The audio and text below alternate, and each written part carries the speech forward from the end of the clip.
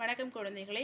3ஆம் வகுப்பு முதல் பருவம் தமிழ் பாடத்தில் கண்ணன் செய்த உதவி இந்த பாடம் இப்போ பார்க்க போகிறோம். இது ஒரு சிறிய கதை. பக்க எண் 7.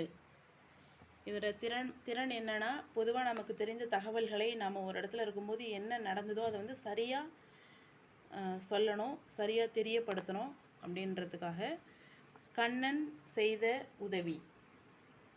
இதை கதையை நான் ஃபஸ்ட்டு சொல்லிடுறேன், அப்புறமா படிக்கலாம். கண்ணன் ஒரு பையன் இருக்கான். அவன் வந்து ஸ்கூலுக்கு போகும்போது ஒரு தாத்தாவுக்கு சாலையை கடக்க, ரோட்டை கிராஸ் பண்ணி அந்த பக்கம் போகிறதுக்கு ஹெல்ப் பண்ணும்போது ஒரு பஸ் ஒன்று வேகமாக வருது. ரொம்ப ஸ்பீடாக வந்ததால் அந்த பஸ்ஸை வந்து டிரைவரால் கண்ட்ரோல் பண்ண முடியல. ஸோ அந்த பஸ்ஸு போய் ஒரு மரத்தில் மோதிடுச்சு. பஸ்ஸு மரத்தில் மோதினோடனே ஒரு ஆக்சிடெண்ட் நடந்தவுடனே, ஒரு விபத்து நடந்ததும் என்ன செய்யணும் அப்படின்ட்டு இந்த தம்பிக்கு தெரியல. அவன் பதட்டத்தில் காப்பாற்றுங்க காப்பாற்றுங்கன்னு சொல்லிட்டு கத்துறான். எல்லாருக்குமே ஒரு பயம் வந்துடும் இல்லையா, எல்லாரும் கத்துவோம் இல்லையா. தாத்தா உடனே என்ன செய்கிறாரு, ஃபோன் எடுத்து 108க்கு கால் பண்ணிடுறாரு. 108க்கு கால் பண்ணால் என்ன வரும், ஆம்புலன்ஸ் வருது. ஆம்புலன்ஸ் வந்து பஸ்ஸில் இருக்கவங்கள, அடிப்பட்டவங்கள பத்திரமா கீழே இறக்கி ஹாஸ்பிட்டலுக்கு கூட்டிகிட்டு போகிறாங்க. அந்த மாதிரி பஸ்ஸில் இருக்கிறவங்களுக்கு கண்ணனும் அவனால் முடிஞ்ச ஹெல்ப்பை செய்கிறான், முடிஞ்ச உதவியை செய்கிறான். அவங்கெல்லாம் ஆம்புலன்ஸில் ஏற்றி ஹாஸ்பிட்டலுக்கு அனுப்பிட்டு தாத்தாவை ரோட்டை கிராஸ் பண்ணி விட்டுட்டு அதன் பிறகு தான் கண்ணன் வந்து ஸ்கூலுக்கு போகிறான். டீச்சர் என்ன கேட்குறாங்க, ஏன்பா இவ்வளோ லேட்டாக வரேன்னு கேட்குறாங்க. அதன் பிறகு கண்ணன் வந்து வர வழியில் நடந்த எல்லா விஷயத்தையும் மாணவர்களுக்கு சொல்கிறான். சொன்ன பிறகு ஆசிரியரும் மாணவரும் வந்து கண்ணனை வந்து ரொம்ப பாராட்டுறாங்க.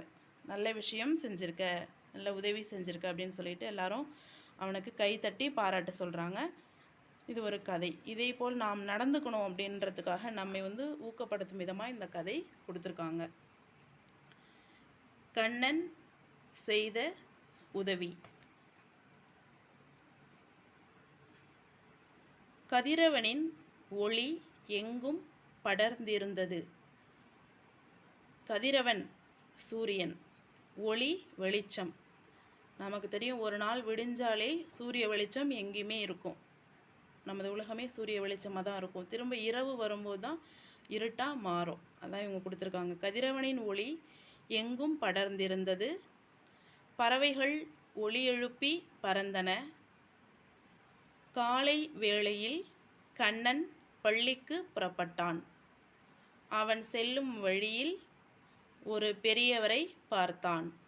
அந்த பெரியவர் சாலையை கடக்க உதவ வேண்டும் என்று அவனிடம் கேட்டார்.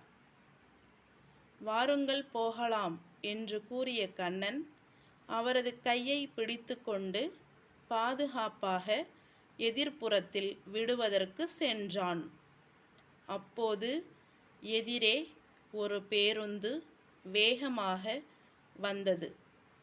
ஓட்டுநரின் கட்டுப்பாட்டை இழந்த அந்த பேருந்து பக்கத்தில் இருந்த மரத்தில் மோதியது. உடனே கண்ணன் கத்தினான்.